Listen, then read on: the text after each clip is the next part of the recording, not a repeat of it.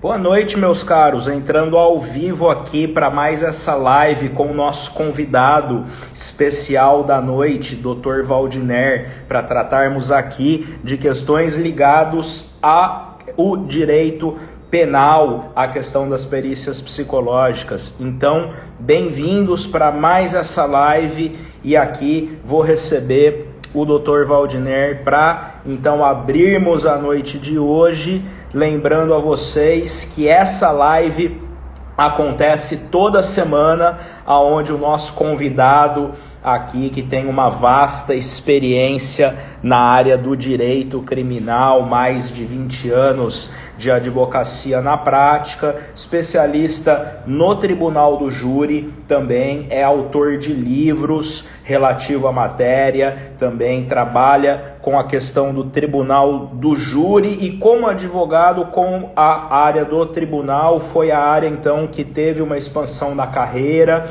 e o Dr. Waldner aceitou a proposta de estar aqui conosco uma vez na semana para tratar temas do direito penal, para tratar temas aí também da prática desse profissional. E ele já entrou, já chegou, já chamou aqui. Nós vamos então dar início, pessoal, sem muito.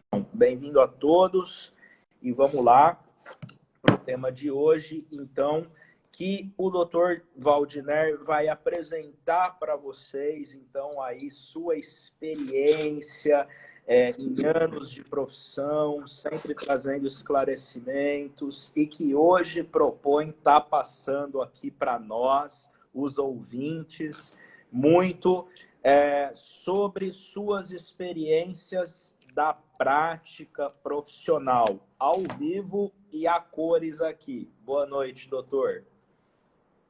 Boa noite, doutor Felipe. Tudo bem? Hoje nós estamos com um probleminha aí de conexão um pouquinho atrasada, mas tudo bem, nada que nos possamos solucionar e pedir desculpas aos nossos acompanhantes, nossos colegas, amigos que nos acompanham. Tá certo. Já começamos, então, inclusive, nesse ritmo de poder aqui, então, engatar.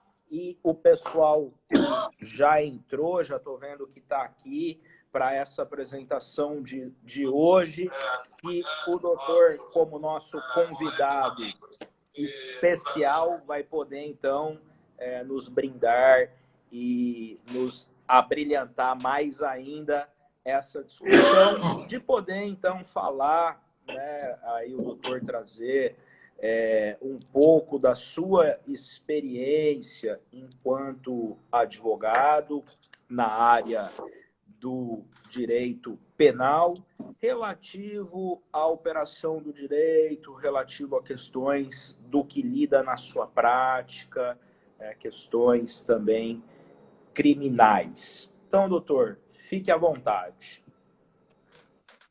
Doutor Felipe, nós nos propusemos hoje falarmos sobre o crime e a pessoa, o operador do direito, com relação à situação em que leva o operador do direito a interferir ou não interferir na defesa quando se tem um ente querido ou ele mesmo autor de um fato, de um homicídio ou de lesão corporal, alguma coisa nesse sentido. Então, eu hoje gostaria de nós, se pudéssemos conversar sobre estes fatos e esclarecer aos colegas esta influência que se tem do defensor quando se tem uma pessoa operadora do direito que se envolve com o homicídio, em especial o homicídio. Então, gostaríamos de discorrer sobre a nossa experiência durante todo este período, esse tempo, e o que sofremos e o que nós tivemos de situações que nos ajudaram e que nos prejudicaram e às vezes cheguei-se até perder cliente porque não se concordava com a orientação do colega ou do operador do direito ou daquelas pessoas que têm um pouco de conhecimento do direito, da segurança pública e também até do estudante de direito, que muitas vezes o estudante de direito também dá os seus pitacos, não concorda. Ou seja, nós tentaremos hoje direcionarmos a nossa exposição com relação à nossa experiência neste campo que já exercemos até aqui. Perfeitamente, doutor. E nessa experiência, então, o que o doutor tem para nos posicionar em relação a esse exercício, esse ofício? Doutor, em primeiro, eu gostaria de dizer para todos da minha postura, é aquela postura de antiprovas. Eu acho que nesta encarnação, nesta minha vida profissional, eu não irei mudar e nem serei até aqui convencido, ou pode até ser que daqui para frente me convençam diferente do que já fiz nesses 40 anos com relação à nossa atuação de postura de antiprovas. Ou seja, que a defesa não tenha que provar que o seu cliente está em legítima defesa. Se me permite aqui, talvez vai precisar de um bom advogado para convencê-lo. Se por acaso isso ocorrer ao longo desses anos, o advogado que conseguiu esse feito, por favor, nos avisar aqui como ele fez tal feito aqui, tá bom, doutor? Eu estou esperando este colega, né? Porque muitas interferências já houveram, sim, como é o nosso tema de hoje. E, por isso, eu estou esperando esse colega que me convença de que eu esteja equivocado durante todo este período, esses anos de militância no Tribunal do Júri e na experiência da advocacia criminal na prática. Uhum. Até porque esse é um posicionamento, enquanto posicionamento o senhor assume riscos, né, também. Sim, não resta dúvida nenhuma. Aliás, é o que eu sempre digo, doutor, é que os riscos, as benesses e os riscos no direito, na defesa, não são absolutamente nada descartável. Tudo isto ao nosso ver, é aproveitável. Mesmo porque, já disse em algumas lives, alguns vídeos nossos, eu já fiz referência de que lá no início da nossa carreira, teve alguém, um senhor que disse não saber o que o advogado pensa. Porque quando, segundo ele, que o advogado pensa que o advogado não pensa aquilo que ele pensa que o advogado pensa. Então, eu passei a observar os meus pensamentos.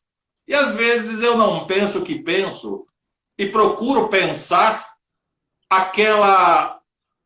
tudo aquilo que eu penso que não penso. Ou seja, se o advogado tiver esta perspicácia de não ser pego na defesa, não ter aqueles entraves que o trava, aí sim seria, e dou a mão à palmatória a este colega, que não se deixa travar e a defesa dele vai fluir com absoluta certeza, com inteligência, com perspicácia, com segurança e demonstrando a sua competência com honestidade, lógico, com ética, você entendeu? Então, eu tenho esta linha de raciocínio e me formou, ou seja, o que eu gostaria de passar aos nossos colegas não ser Dr. Waldner, lógico, de jeito nenhum, mas que pudesse sim subtrair algo de bom que nós possamos acrescentar. Se eu conseguir na minha vida acrescentar, doutor, um ponto ou uma vírgula no crescimento e conhecimento das pessoas, dos nossos colegas, da sociedade, já irei satisfeito daqui dessa terra. Então, o que penso e que faço, tenho, assim, com absoluta certeza, tido sucesso nas minhas estatísticas de perdas, ganhas, e não tenho mais perdido do que ganho. Ou seja, o índice de possibilidades, aí, de percentuais de êxitos tenha sido maiores do que os que não tenho tido benefício. Então, por isso, eu acho que ainda estou no caminho certo, apesar de ser um velhinho. Doutor, e o senhor colocou sobre os entraves, né? Também, por outro lado, os entraves no pensamento, os entraves na profissão. Creio que também se lida com esses entraves profissionalmente. Pode contar alguma coisa para nós a respeito? Sim. Em primeira coisa, com relação aos entraves, eu entendo que a defesa tem um papel preponderante. É um papel realmente de circunstância valorosa. A tese da defesa, por exemplo, a tese da defesa, ela não é a tese processual, da verdade processual. A tese da defesa não se coaduna, ou seja, não é a tese, ao nosso ver, não é a tese processual, que seria a tese colocada pelo Estado para condenar. Não é esta a tese. Tá. Qual seria a tese da defesa? Seria a tese do acusado? Também não é a tese do acusado. Seria a tese da verdade real? Não, também não é a tese da verdade real. Aí vem outra. Seria a tese da suposição? Seria aquela tese em que você vai ter o outro lado da tese? Tem aí uma palavrinha que eu me esqueci ela agora, acho que estou ficando velho. Aversão. Seria tese de versão? Antitese. É muito comum os colegas, não só advogados, promotores, juízes, delegados, todos operadores do direito, inclusive os didáticos, escritores, teóricos ou não, usarem esta expressão de versão. Vai se colocar uma versão, vai se fazer uma versão, vai se afirmar uma versão. Eu não adoto que a defesa apresenta uma tese de defesa sobre versão. Eu entendo que a defesa ela tem sim que apresentar e apresenta uma tese, a tese de verdade, a tese de defesa. A tese de defesa ela tem que ser óbvio, sem sombra de dúvida, palpável e apresentável e provável. Então, ela não é jogada, não é abstrata, ela não é uma tese simplesmente aventureira. Pelo contrário, é uma tese em que não é da acusação, não é do acusado, não é a verdade real, mas é uma verdade da defesa, uma verdade que vai subtrair de todo o conjunto probatório um núcleo, uma tese que vai mediar toda e balançar toda a situação da prova para que venha demonstrar se o acusado pode e deve ser absolvido e ou apenado em circunstâncias gravosas, ou seja, atendendo o que o Ministério Público está pedindo, e ou desclassificando e condenando para uma eventual condenação satisfatória, pequena, baixa. Ou seja, então a defesa não tem que apresentar uma tese de versão, ela tem que apresentar uma tese de convencimento, uma tese palpável, uma tese real, uma tese verdadeira, que vai ser subtraída e apresentada pela defesa, pela ampla defesa e pela pluralidade de defesa, extraída do conjunto probatório que é do processo. Para isto, vai buscar o quê? Todo aquele conjunto de provas que existam dentro do processo e também o que não existe dentro do processo, mas que existe um universo que move toda aquela circunstância em que leva e teria levado ao acusado a se envolver no homicídio e também a vítima, pela sua circunstância, ter também se envolvido no homicídio. Tá, nós temos que observarmos que isto não pode ser generalizado. Cada caso é um caso. Por isso, eu digo a você, não tem defesa em que a defesa seja uma aventura. Pelo contrário, ela pode e deve ser a defesa muito bem alicerçada no conjunto de provas incriminadoras que lhe são apresentadas para que possa construir a responsabilidade da culpabilidade do acusado. Diante desta circunstância é que vai nascer a defesa real de defesa, não a defesa de verdade real ou de verdade processual ou de verdade do acusado. Agora, eu gostaria também de trazer aos colegas uma situação. A defesa deve convencer o acusado de como será a defesa, ou o acusado deve convencer o defensor, ou seja, a defesa, de como a circunstância deva que as informações que ele traz para o defensor, para que o defensor destrincha isto e vá formar a defesa, formar a tese de defesa, vai construir a tese de defesa. Porque a tese de defesa não está só no processo, só nas provas processuais, só no conjunto do processo. Não.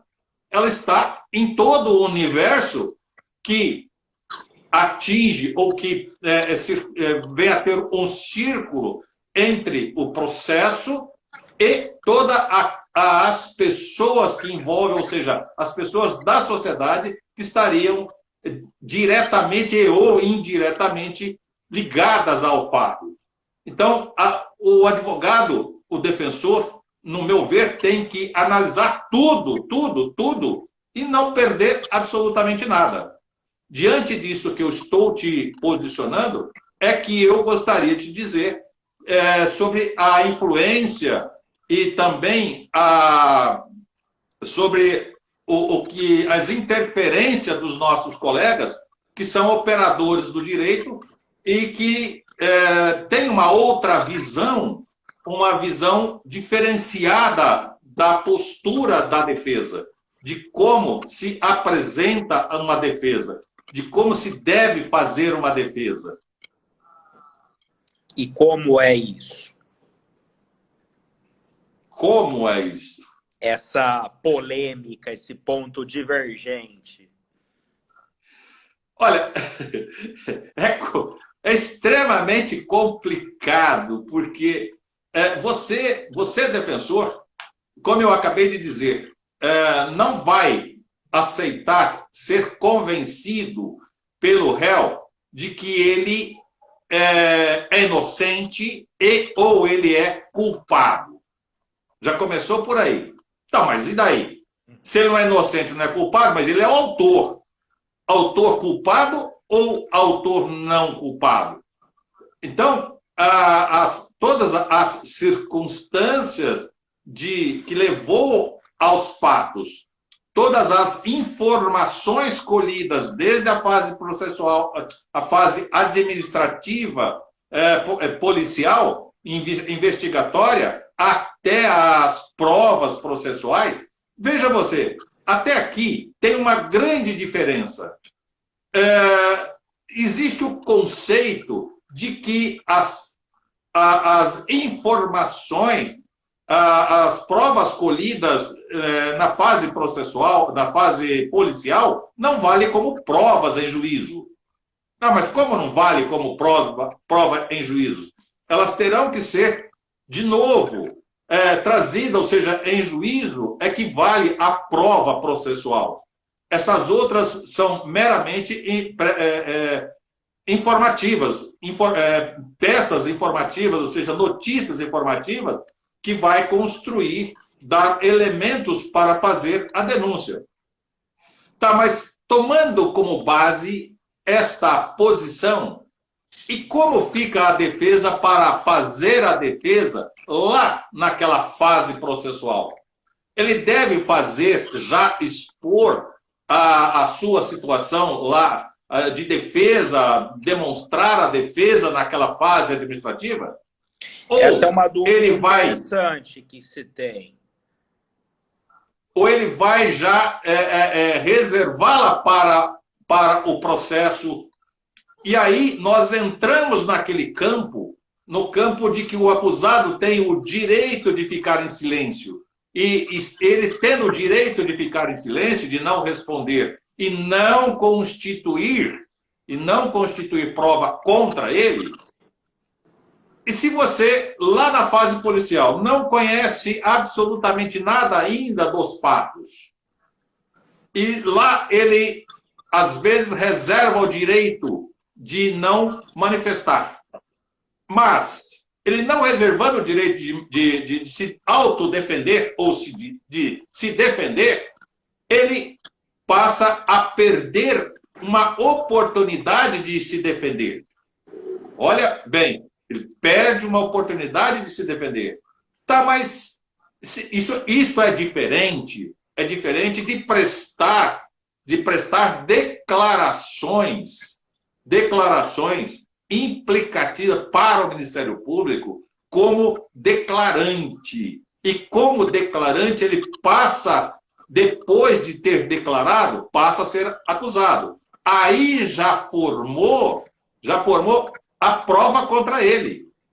Percebeu? É o caso que nós estamos vendo aí nesta CPI. É um caso muito claro aí. Então, nós, defensores, temos que tomar cuidado com tudo isso. Começamos o senhor quer comentar sobre esse caso da CPI, brevemente? Ou fazer menção? Posteriormente, sim. Certo. Não seria o caso nosso hoje.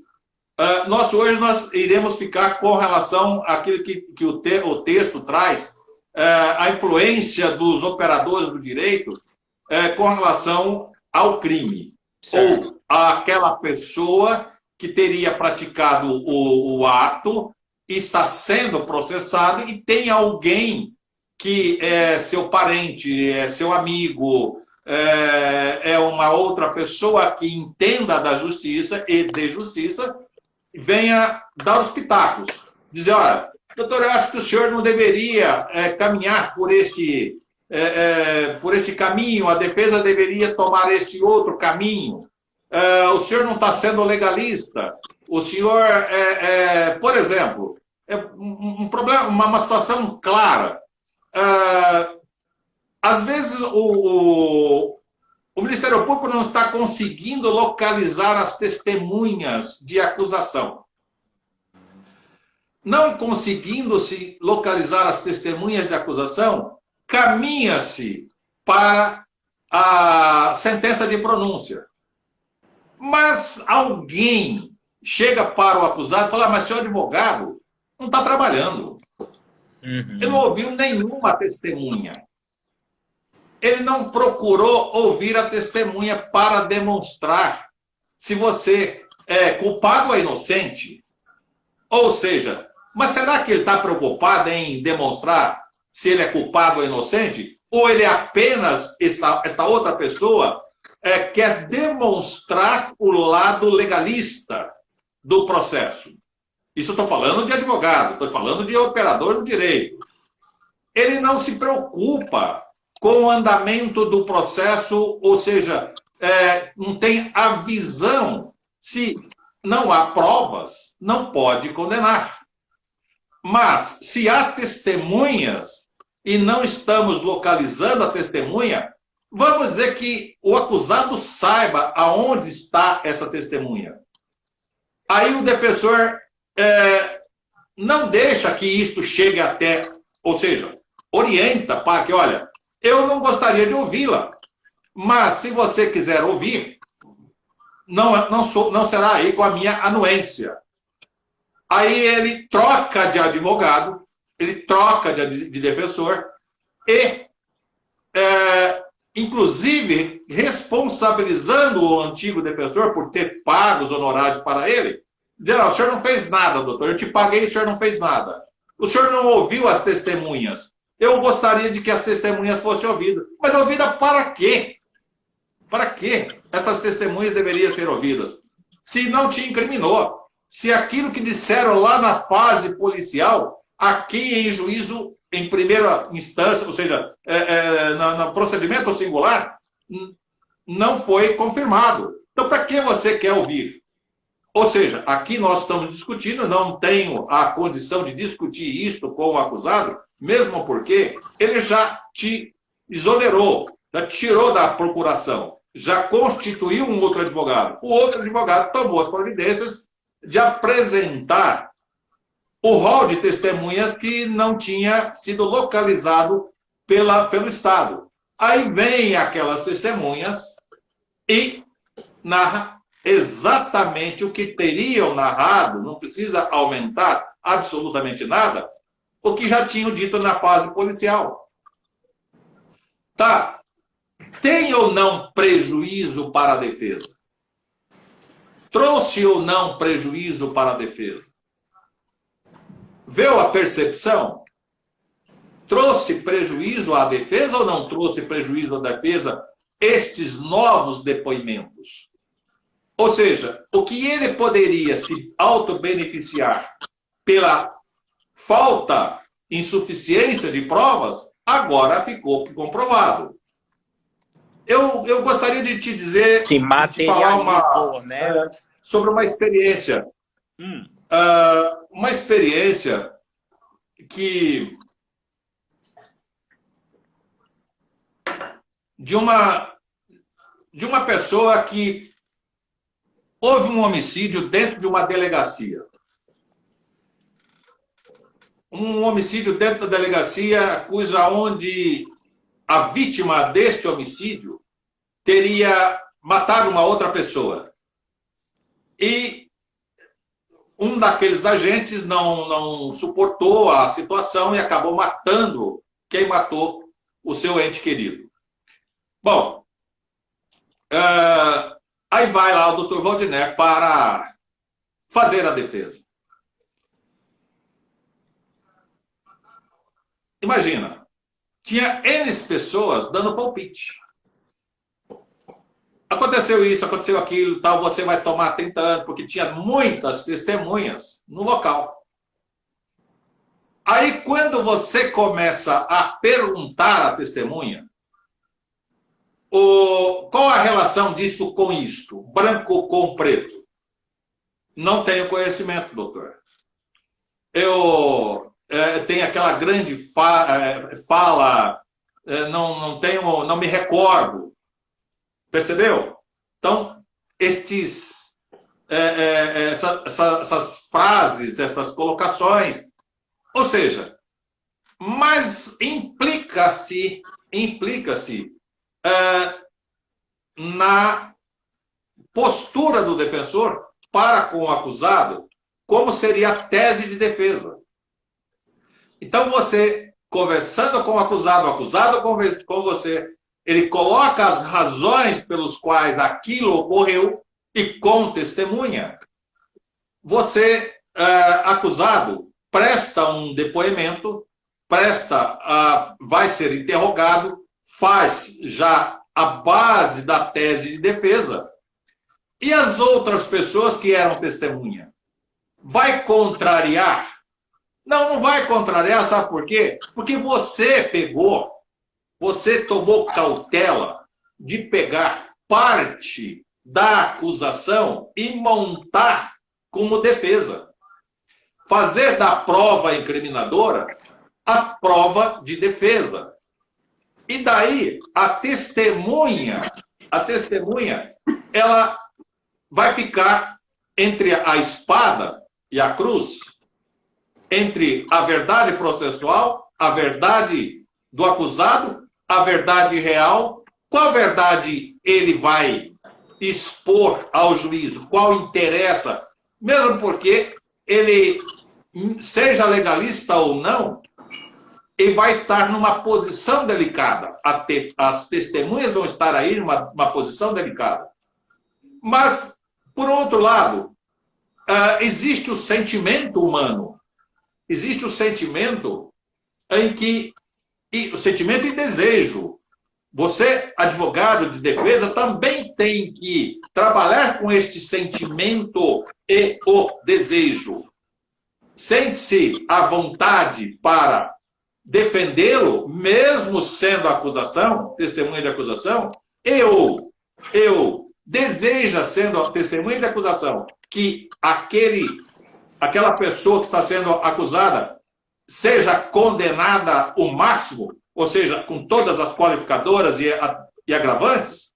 Então, tudo isso tem que ser avaliado pelo defensor, tem que ser trazido pelo defensor e colocado para que, no processo, isso seja avaliado e constitua a prova processual, e que você vai trabalhar esta prova processual lá no tribunal do júri.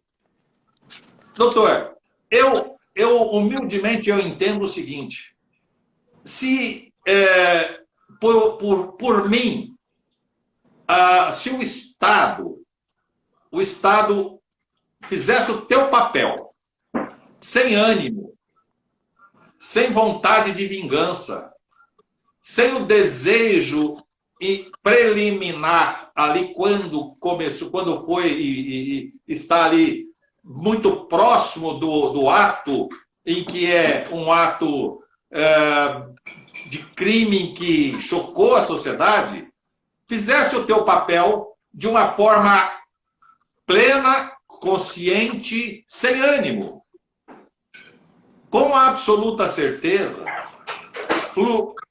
as provas incriminadoras fluirão de uma forma mais serena e segura para o Estado. Olha, estou orientando aí o Estado como fazer o seu papel. Tá, estou falando besteira? Será que eu estou falando besteira? Esta semana, salvo engano, esta semana mesmo, eu estou velhinho aí, esqueço as coisas, mas esta semana me parece que reabriu um caso de 36 anos sobre uma criança lá no Paraná. Uma criança em que desapareceu e foi reaberta as investigações. Mas houve várias pessoas que, segundo eu percebi, eu li na imprensa, várias pessoas foram a júri. E as pessoas disseram, olha, eu sofri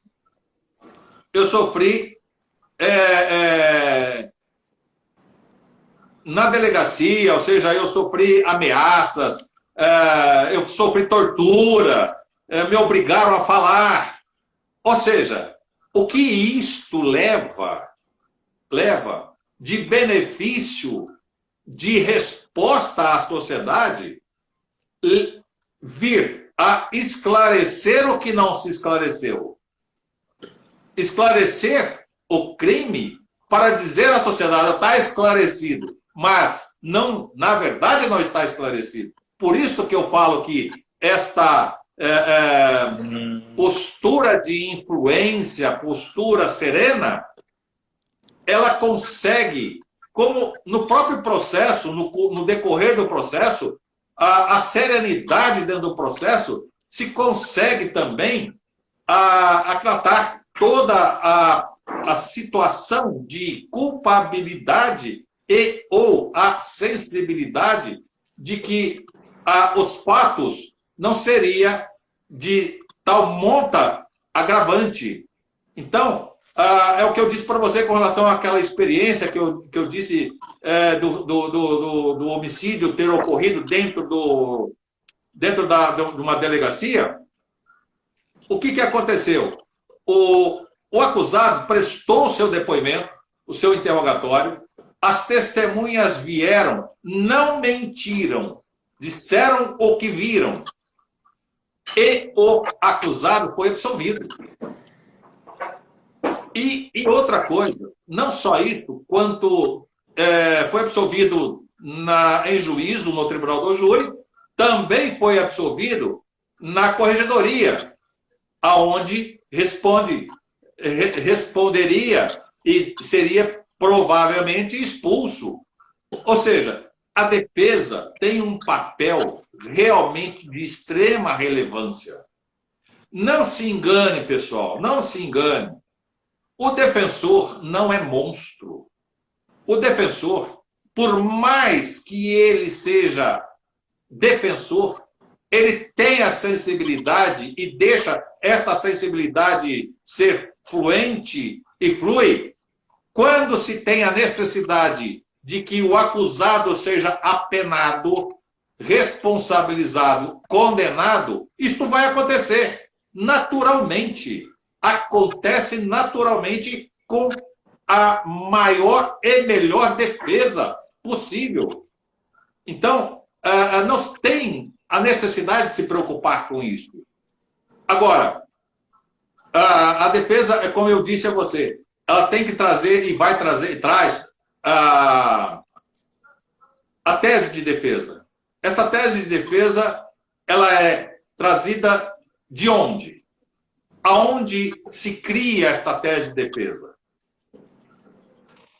Da fala do acusado, do papel em que o Estado faz trazendo os indícios probatórios, traz de toda a imprensa falada, a imprensa televisada. Se o defensor observar tudo isto, ele vai ter a condição de fazer uma tese de defesa mediana, nem para aquele lado que é o lado legalista e nem para o lado que é o monstro pintado e não desejado pela sociedade.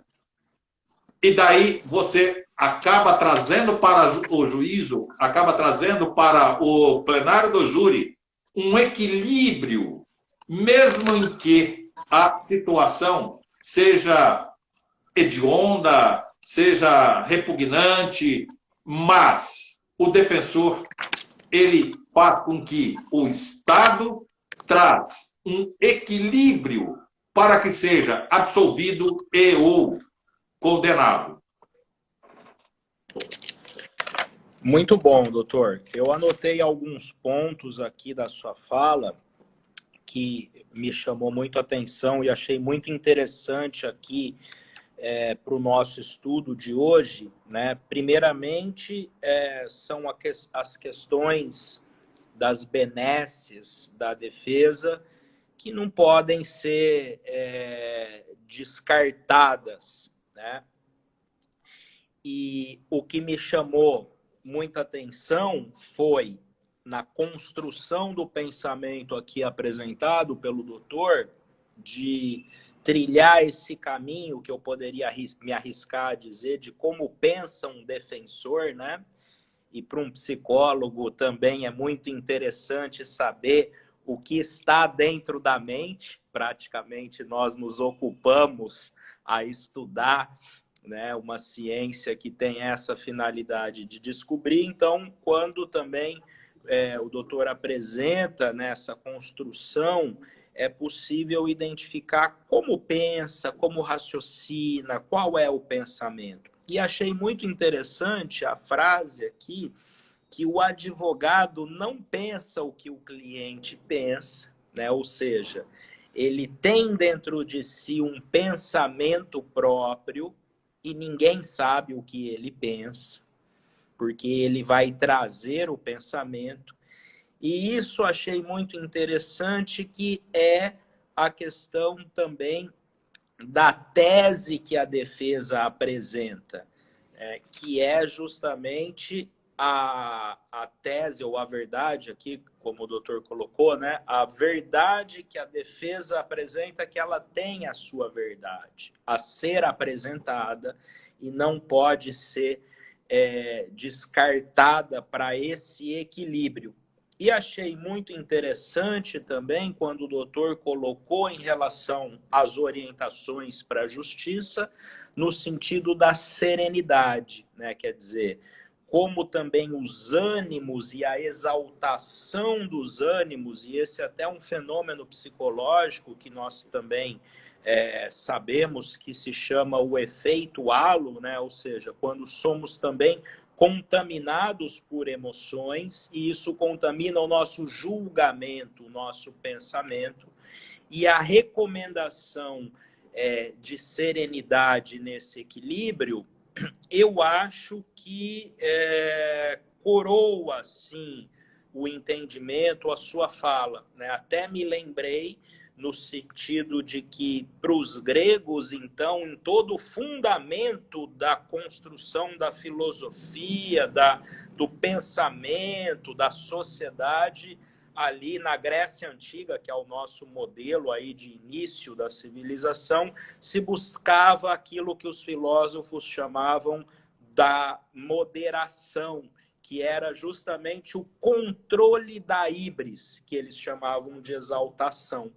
E, não por acaso, existe uma ideia grega de que esse equilíbrio, né, ou seja, o homem moderado, o homem equilibrado das suas exaltações, é o fundamento, né, assim, da cultura. O bom senso seria a mãe de todas as ciências. Existe até essa expressão como o fundamento do nosso pensamento. E acho que faz muito sentido pensar a justiça dessa forma, aonde o defensor vai procurar pensar qual é o equilíbrio necessário para que os ânimos não interfiram, não se excedam, não deixem com que não se faça justamente esse equilíbrio, essa moderação. E aí, por fim, a questão de não associar a figura do advogado, do defensor, com um monstro. E aqui até, doutor, se me permite, tem a fala do colega aqui, olha, acho que é da sua audiência, o Ipires, advogado, falou aqui também, corroborou com isso, né? Colocou: a sociedade não consegue distinguir o defensor do acusado, trazendo muitos prejuízos. Então, ele também colocou aqui para o senhor, e acredito que essa exposição desse ponto de vista pôde enriquecer muito de compreender o raciocínio, o pensamento, como se posiciona, talvez até diante dos entraves, que eu acredito que é esse exercício. E fiquei com a impressão aqui também, no meu modesto conhecimento aqui, e fiz as minhas anotações da área, que também é muito interessante esses esclarecimentos, me ocorreu que justamente da forma como o doutor demonstrou, a defesa, até mesmo acredito que analisando a própria palavra, o ato de se defender, é justamente a neutralização daquele ataque, né? Daquela acusação. Então, isso fez mais sentido de compreender a defesa enquanto ação de defender, né? Ou seja, não vai se defender uma coisa que nem se está acusando também. Seria desnecessário esse papel da defesa. Exatamente. E acredito que deve ser muito difícil, inclusive, a compreensão do defensor sobre a ação de defender nesse ponto. Porque, veja, como o doutor colocou, é um exercício de uma complexidade e exige um preparo muito grande. Exige um preparo grande, doutor, mas aí tem um detalhe. E como se preparar se eu não tenho experiência? Isso. Essa é uma... talvez aí eu acho que o doutor, nas arguras do processo, então, né, da constituição aí do advogado, o que o senhor diria, então, para esse advogado? Olha, eu vou dizer para mim. Tá bom. Eu vou dizer para mim. Porque eu passei, outrora, eu vivi isto. Só que quando eu vivi isto, eu fui, de certa forma, agraciado pela consciência, agraciado pela inteligência, agraciado, talvez, pela luzes que que a gente não explica, vamos dizer assim, e nos iluminou. Mas posso dizer o que aconteceu conosco, sim. Naquele momento, primeiro, o momento em que você tem o primeiro contato com a situação, com o acusado ou com o parente do acusado, você tem já uma noção ali naquela conversa preliminar, ou na própria delegacia, quando o acusado está e foi preso em flagrante, autuado, estaria sendo autuado em flagrante, o que você vai fazer ali? Ou seja, ouvindo-se todas aquelas situações, não vou aqui entrar no mérito se ele vai se defender ou não vai se defender, mas você já conversou com ele ou não conversou com ele, você está ouvindo os desfechos da circunstância. Você começa ali, ou seja, como é que você faz uma casa? Não começa do buraco e alicerce para chegar ao telhado? É a mesma coisa. Não se muda nada. Tudo muito simples. É tudo muito singelo. É você começar a construção sólida. Você não sabe nada. Você não sabe nada de nada. Mas você está ouvindo como está chegando as informações de provas indiciárias. Você está colhendo como está sendo montado, iniciando-se o processo processual, ou seja, um processo penal, já naquela fase. Você vai aventurar a fazer colocações, posições, até pode, se você já tiver a visão, e foi o que ocorreu conosco, você ali começa a sentir que o que você vai aqui plantar, o que você vai aqui, já desde este início, você vai aproveitar no final. Então, isto terá que ter a sobrevivência e não uma mudança radical no curso processual para que isto não seja minado lá no final do julgamento. Então, você tem que ter esta percepção, esta inteligência e fazer com que a sua verdade de defesa, de tese de defesa, ela tenha uma sobrevivência, ela possa sobreviver sobre todas as turbulências possíveis que venham ocorrer no curso do processo.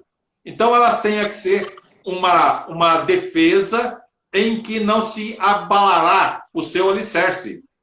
É aí que está a essência do dever e da aplicabilidade, da percepção da defesa, do defensor, em produzir, ou seja, em construir a tese de defesa. E você aí construindo esta tese de defesa desta forma, com absoluta certeza você vai ultrapassar todas as barreiras, todas as adversidades que virão dentro do processo, e lá no plenário do júri você terá condições de apresentar com percussiência aquilo que você já iniciou lá atrás, que você já você praticamente não sabia que isto iria ser modificado, ou seja, as provas poderão ser modificadas. E posso dizer mais. Vai pensar você que o acusado acredita em você?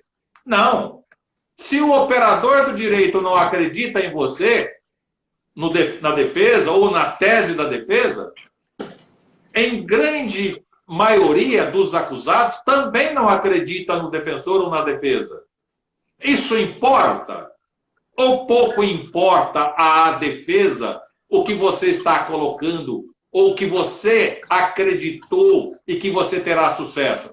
Aí tem um problema. Se você insistir, a responsabilidade é toda sua. Tá? É toda sua. Mas se você desistir e ceder, e todo aquele castelo ou toda aquela construção vai por areia abaixo. Ou você acredita, assume a responsabilidade, aí passa a ser a tese, continuando na sua tese, passa a ser a tese de defesa técnica, enquanto o acusado não acredita na sua tese, ele tem a dele. Então você passa a trabalhar com duas teses, a sua e a que não te acreditou. Ou seja, o seu cliente não acreditou em você.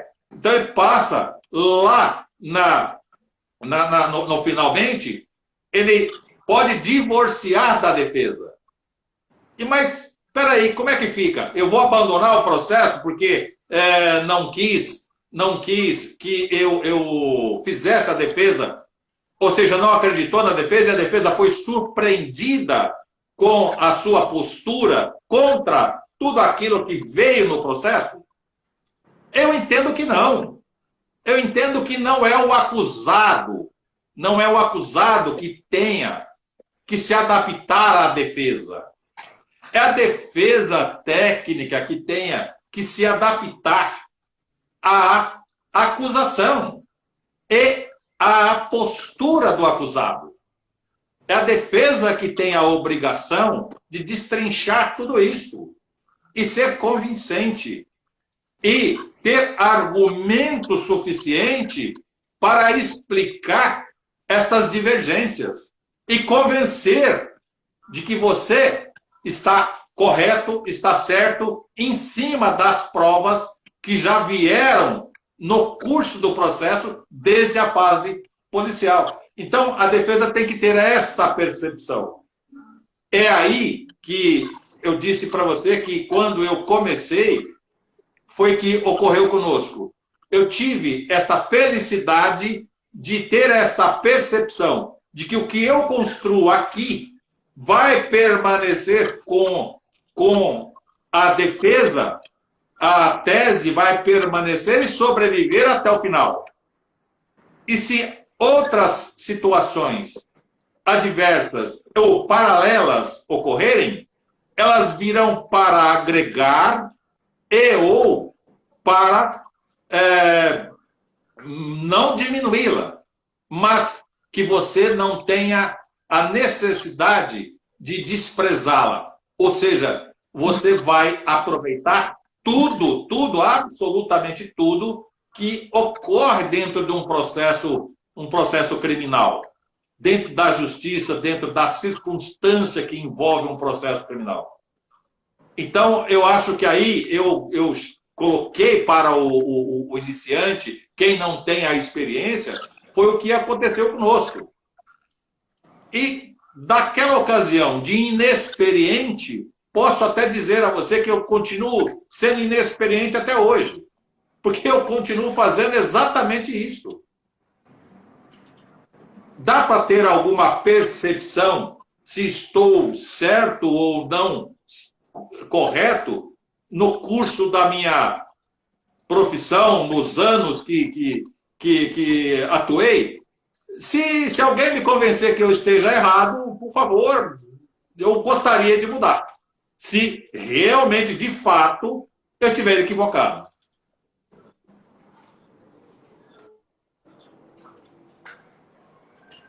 Bom, a pergunta O que aqui o doutor me posiciona? o desafio aqui aos defensores está lançado. Se alguém convencer ao contrário...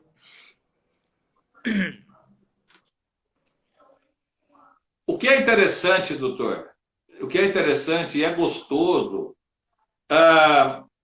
veja você, eu vou cutucar um colega que, minutos antes de nós começarmos a nossa live, ele conversou comigo. Ele me fez uma pergunta, se eu pudesse ajudá-lo. Eu não o ajudei. Eu percebi que na resposta que eu dei para ele, não foi a resposta que ele esperava que eu fosse ajudá-lo. Ou seja, isso existe. O colega, às vezes, nos pergunta, olha, eu posso fazer isso, ou o senhor me aconselha a fazer isso? Estaria eu no caminho certo? E eu, às vezes, eu não agrado o colega. Entendeu? Eu tenho a minha posição. Eu entendo que tem determinadas coisas que a defesa deva aproveitar e não legalizar. Ela deva aproveitar em benefício da destruição do excesso em que o Estado demonstra de gravidade, da gravidade que ele acrescenta ao fato, e não a legalidade. Olha, bem da verdade, doutor, a justiça, o Estado não está preocupado em ser legalista o suficiente para atender a verdade real. Não, isso é engano, isso é com todo respeito. Olha, eu vou aqui te dizer uma coisa em público. Quando eu não era cabeça branca, um promotor chegou para mim e disse, olha, eu não sei por que eu sou promotor. Primeiro, se eu não ganho aqui no júri, e o senhor pode perceber que sempre trocam promotores porque tem que ganhar o júri do defensor, e a pressão que eu tenho de cima para baixo, que eu tenho que ganhar o júri. Ou seja, isso é justiça. Percebeu? Então, não estou falando besteira, não vamos ser hipócritas. Que é isto? Vamos ser realistas. O que nós pretendemos em trazer à baila esta ferida? É que nós, todos, operadores do direito, temos a responsabilidade com a vida da vítima e com a vida do acusado. A justiça não é feita de... Inclusive, tem me esqueci qual é o autor agora desta frase que eu vou dizer. Me esqueci, me perdoe esse autor, talvez já nem esteja vivo ainda, já deva ter ido para outro plano, mas que me perdoe ele. A justiça não é feita de mão única. A justiça é feita de mão dupla. Então, não se prendam nesta circunstância. A justiça é feita de mão dupla.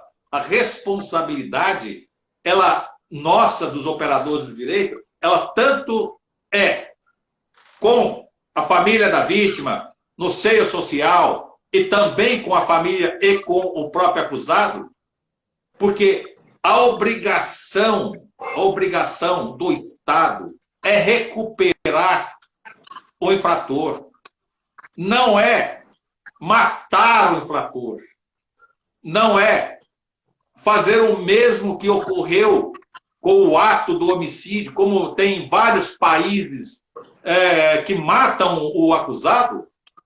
Ontem mesmo assisti um filme que mataram um inocente.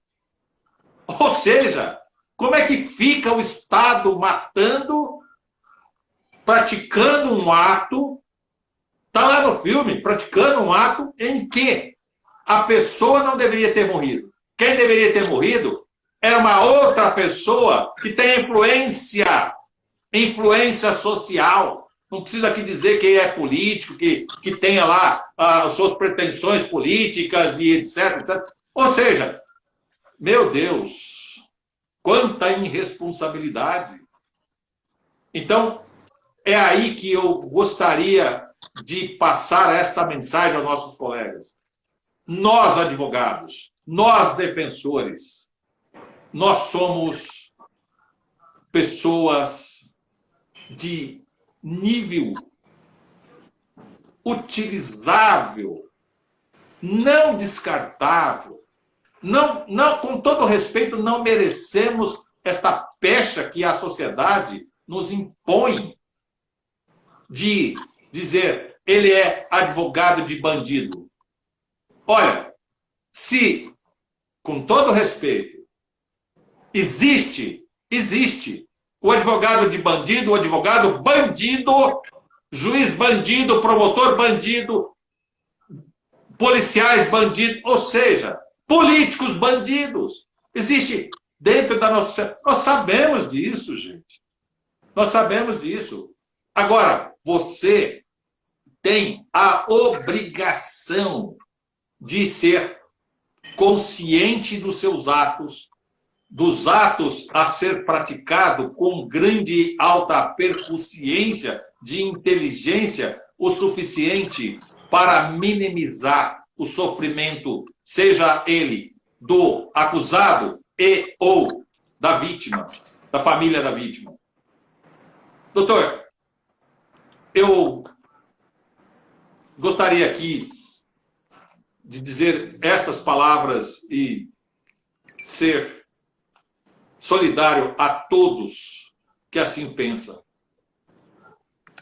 Muito bom, doutor. Passo a palavra para o doutor. Muito bom, doutor. Agradeço muito a participação. É muito bom ouvir o senhor e essas colocações sobre o universo, né, a prática profissional, e que nos aumenta cada vez mais a compreensão e também a profundidade, né? Porque eu percebo que a cada estudo, a cada oportunidade, né, também se aprofunda ainda mais no assunto. Tanto é que não é um assunto muito fácil, né, ou superficial, então está longe de ser algo que fica na superfície. Está aí a relevância do assunto, porque é relevante, é profundo, muitas vezes é denso, né? Nós temos que fazer aqui um esforço na digestão, no aprofundamento. Não é uma tarefa fácil, e os colegas que participam, que acompanham aqui conosco, que estão cada vez mais também podendo crescer, participar. Então eu percebo que existe essa profundidade, esse aprofundamento.